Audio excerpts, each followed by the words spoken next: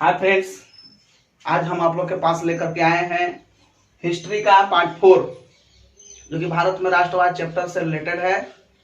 और ये बहुत ज्यादा बीपीएससी और अदर कॉम्पिटिटिव एग्जाम के लिए भी यूजफुल है। तो देखते हैं हम लोग जो भारत में राष्ट्रवाद चैप्टर है उसमें हम पढ़ चुके थे असहयोग आंदोलन, सविनय अवज्ञा आंदोलन की किस प्रकार से गांधी जी लॉर्ड इरविन को धमकी दे डालते हैं और लॉर्ड इरविन से 11 सूत्री मांगों को दोहराते हैं और लॉर्ड इरविन उन सूत्री मांगों को अस्वीकार कर देते हैं और आगे चल करके यही सविनय अवज्ञा आंदोलन का एक कारण बनता है। और गांधी जी इस सविनय अवज्ञा आंदोलन को आगे बढ़ाने का प्रयत्न करते हैं और बाध्य होकर के गांधी इरविन पैक्ट अथवा गांधी इरविन समझौता दिल्ली में हुआ है। तब जाकर के गांधी जी इस आंदोलन को वापस लेते हैं। गांधी जी ने इस आंदोलन में 5 मार्च 1931 को लॉर्ड इरविन के साथ समझौता करने के लिए तैयार हो गए। उसी को हम लोग गांधी इरविन पैक्ट कहते हैं, जो कि यह दिल्ली में हुआ था। और लॉर्ड इरविन ने गांधी के इन समझौतों को मानने से इनकार कर दिया था, इन मांगों को नहीं मांगा। गांधी ने पुनः धमकी दिया कि मैं पुनः असहयोग आंदोलन करूंगा, सविनय अवज्ञा आंदोलन करूंगा, आंदोलन को आगे बढ़ाऊंगा। और लॉर्ड इरविन मानता नहीं उनके बात को, जिसके कारण गांधी जी उस आंदोलन को आगे बढ़ाते हैं, परंतु कोई फायदा नहीं होता है। आंदोलन की धार पहले जैसी नहीं रहती है, जिसके कारण आंदोलन स्थगित हो जाता है 1934 तक।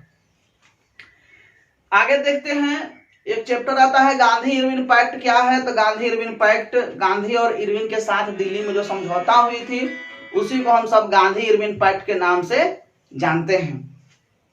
दिल्ली में गांधी और इरविन के साथ एक पैक्ट हुई थी, एक समझौता हुई थी, उसी को हम सब गांधी इरविन पैक्ट के नाम से जानते हैं।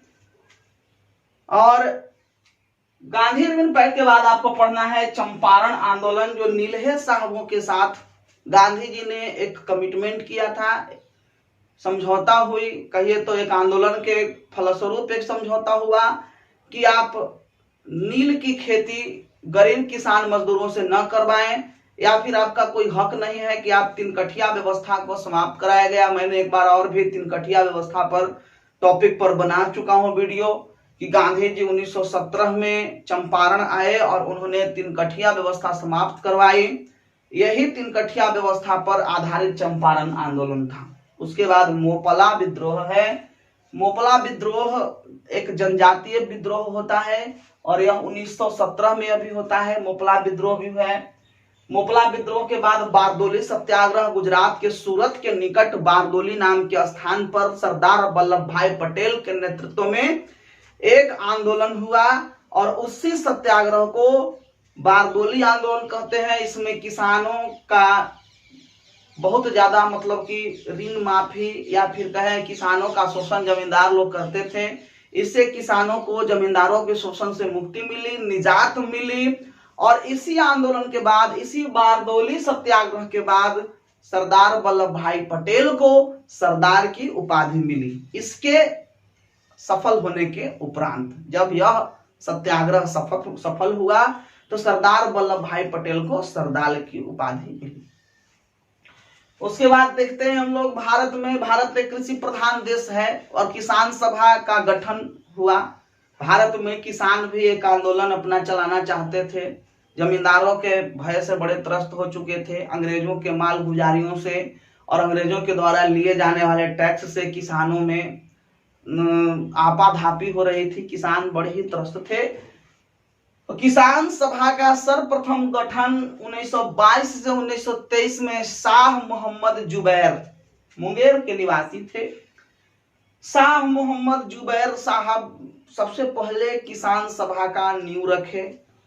तो यह किसान सभा का सत्याग्रह, किसान सभा का आंदोलन धीरे धीरे चल रहा था, परंतु बाद में स्वामी सहजानंद सरस्वती के द्वारा चलाया हुआ यह आंदोलन था। जब स्वामी सहजानंद सरस्वती ने भारतीय किसान सभा का गठन 1922 में बिहटा में और 1929 में सोनपुर में भारतीय किसान सभा का गठन किया था।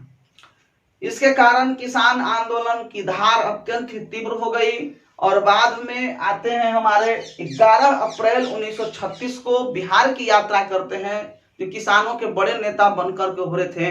नाम था इनका सरदार वल्लभ भाई पटेल।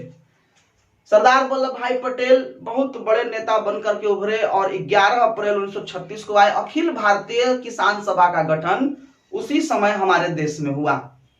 अखिल भारतीय किसान सभा का गठन हुआ, लखनऊ में हुआ था। अखिल भारतीय किसान सभा का गठन लखनऊ में, उत्तर प्रदेश की राजधानी लखनऊ थी, वहां पर हुआ था।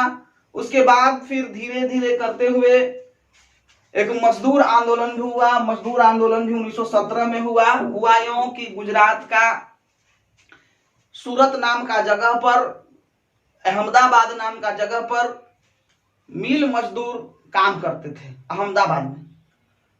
वहां पर भयंकर रूप से प्लेग फैला।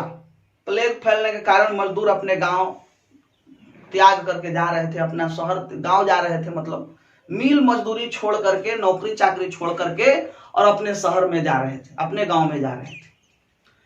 मिल मालिकों ने क्या देखा कि मजदूर जब पलायन कर रहे हैं उनको लोग दिया जाए, और मजदूर लोगों को लोग दिया गया। क्या लोग दिया गया कि आपकी मजदूरी दुगनी कर दी जाएगी, आप यहीं पे काम करें। मजदूर बहुत सारे पलायन करने से रुक गए, उनकी मजदूरी दुगनी कर दी गई। लेकिन हुआ यूं कि जब प्लेग समाप्त हुआ तो उनके मजदूरों के मजदूरी में कटौती होने लगी। मजदूरों के मजदूरी में कटौती करने लगे मजदूर मालिक, मिल मालिक, जिसके कारण मजदूरों को यह नागवार गुजरा। और गांधी जी ने इस आंदोलन में बढ़ चढ़ करके हिस्सा लिया, मजदूर आंदोलन में बढ़कर चढ़ के हिस्सा लिया। उसी समय 1917 में रूसी क्रांति के कारण मजदूरों को और भी हौसला बुलंद था। हम लोग दूसरों से भी सीख करके आए थे। रूसी क्रांति भी उसी समय हुआ था, जिसके कारण मजदूर लोगों का मनोबल अत्यधिक बढ़ा हुआ था। और उसी टाइम किसान भारतीय मजदूर आंदोलन में 31 अक्टूबर 1920 को all India trade union Congress की स्थापना की गई कांग्रेस के द्वारा। कांग्रेस पार्टी थी, 1885 में उसका गठन हुआ था।